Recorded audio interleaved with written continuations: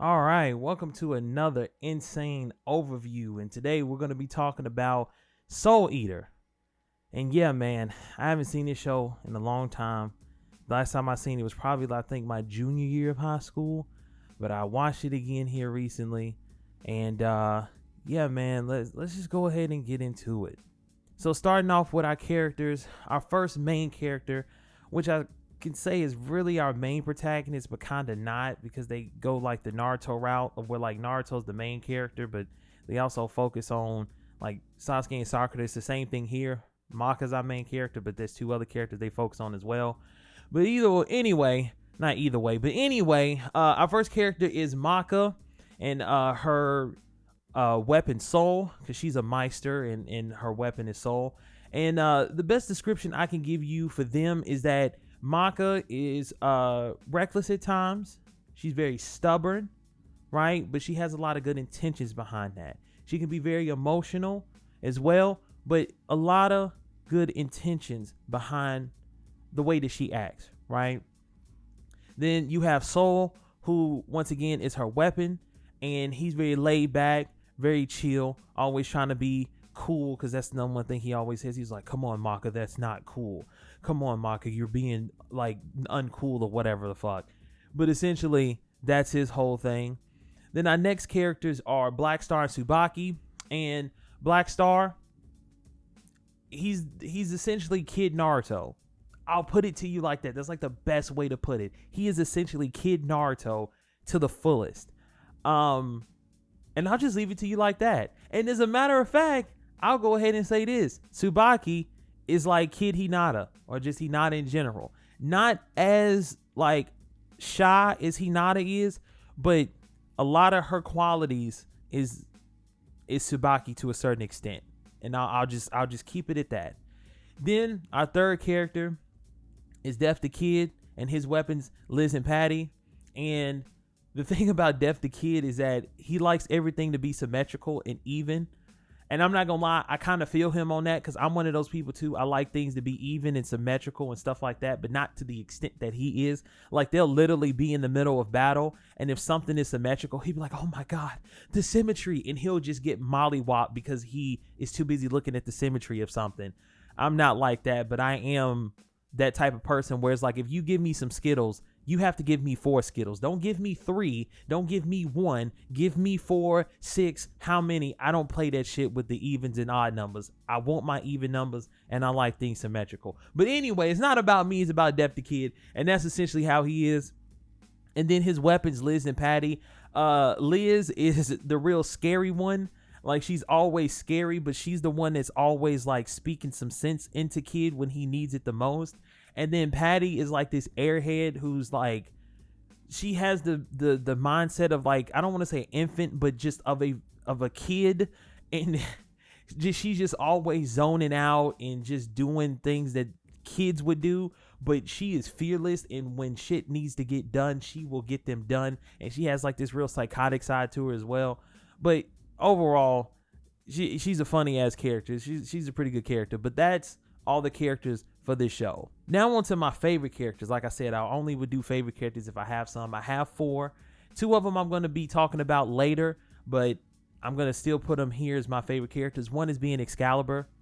Excalibur is a funny character. I'm telling you, he is one of the highlights of the show. If I tried to describe to you what Excalibur looked like, you would be like, what? Like, even me trying to describe him and what you would think he would look like, he doesn't look like, because he's just so weird looking. Next, you have Medusa, who is just, she's top tier.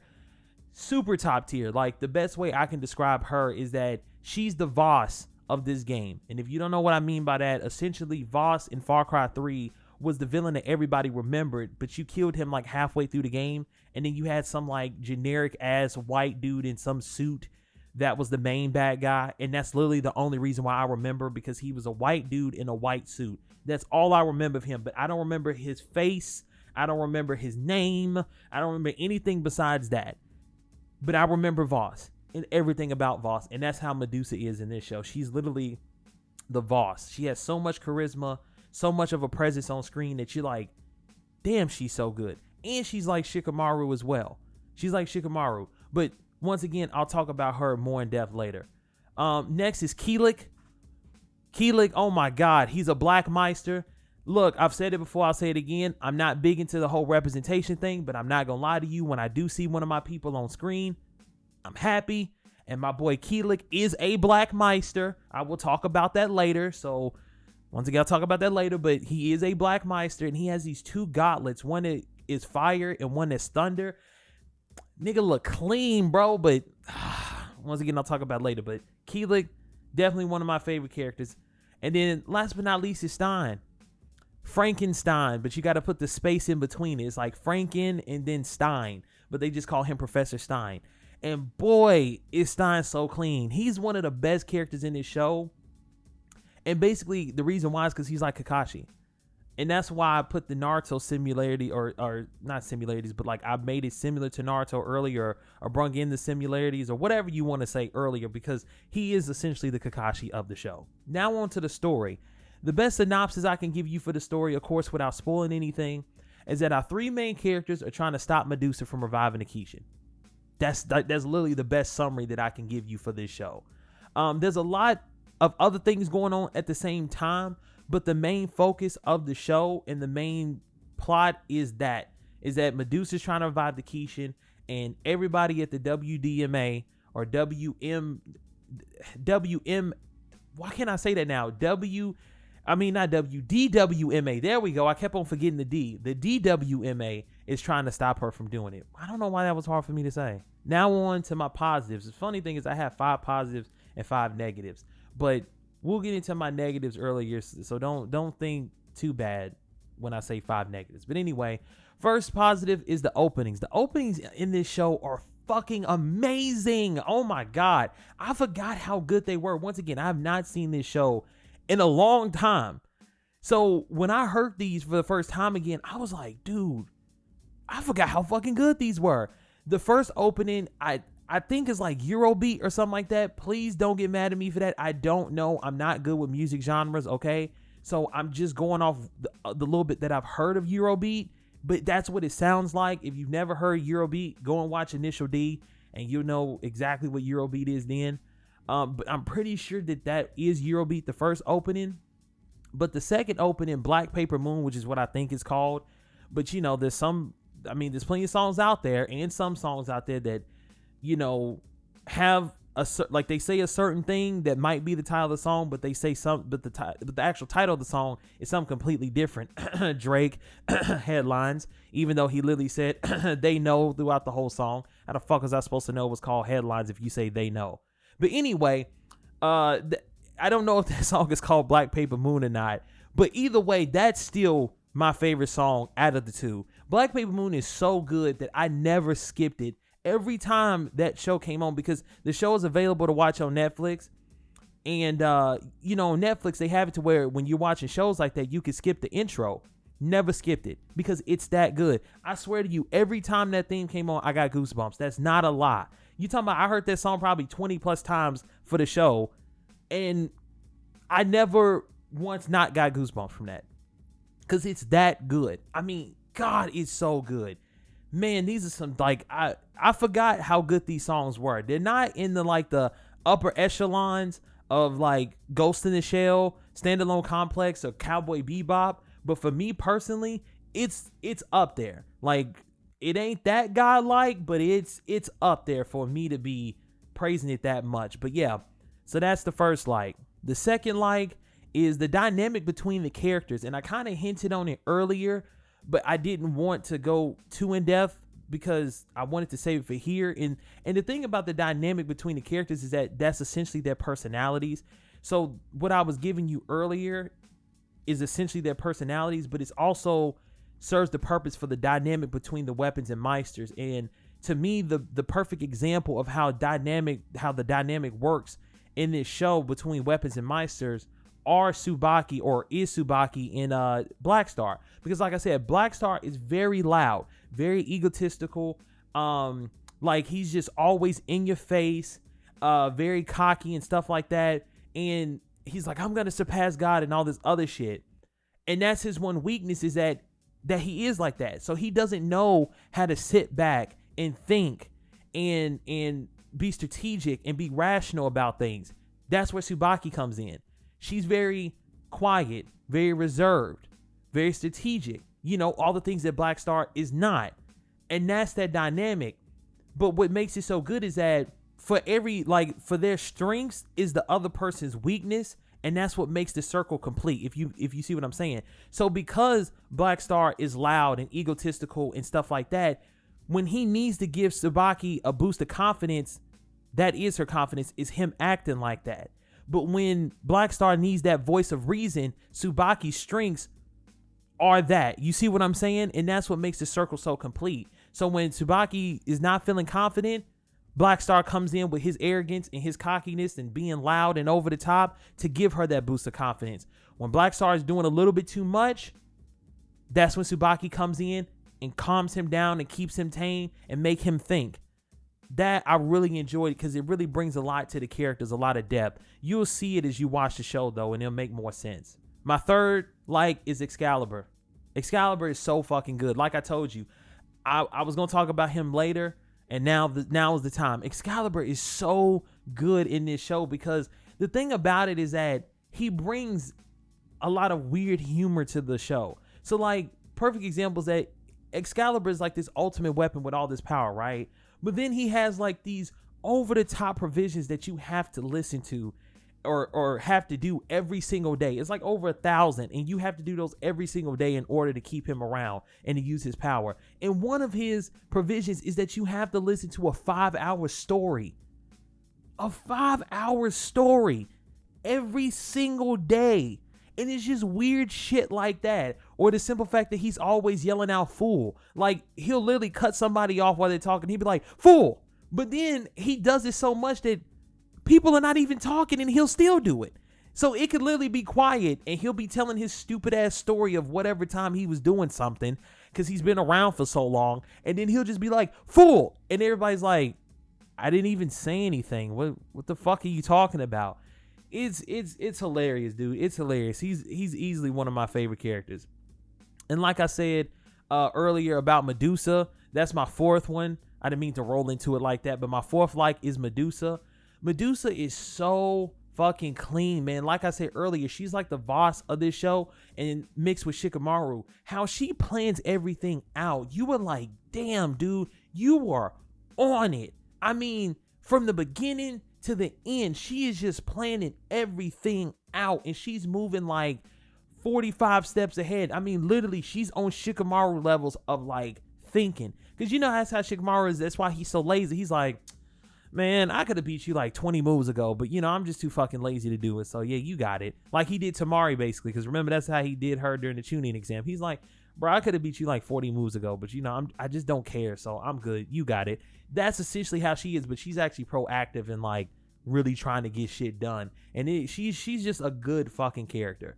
And then last but not least, my last is the style. The overall style of the show, from the character designs, from the art style to the weird shit like the moon and the sun, everything, the music choices, just everything about the show style wise, because I'm using that basically as like an umbrella term, is just amazing. I love the way the moon looks. The moon is like this creepy ass moon, crescent moon that's bleeding from its mouth. The sun looks fucking weird and it's always laughing, or sometimes it's tired and it's like, man, I'm ready to go to bed.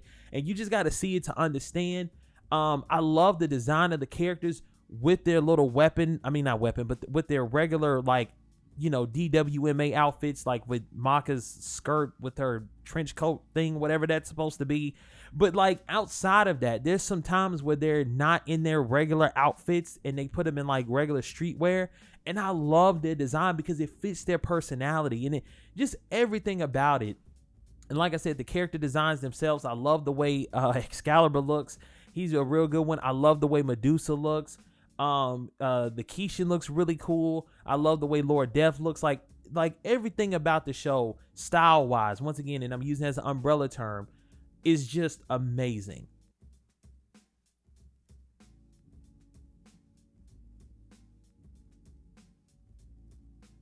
Now into my negatives. These negatives are not like to where they hurt the show, to where like you won't be able to enjoy the experience of watching it or just enjoy the experience in general.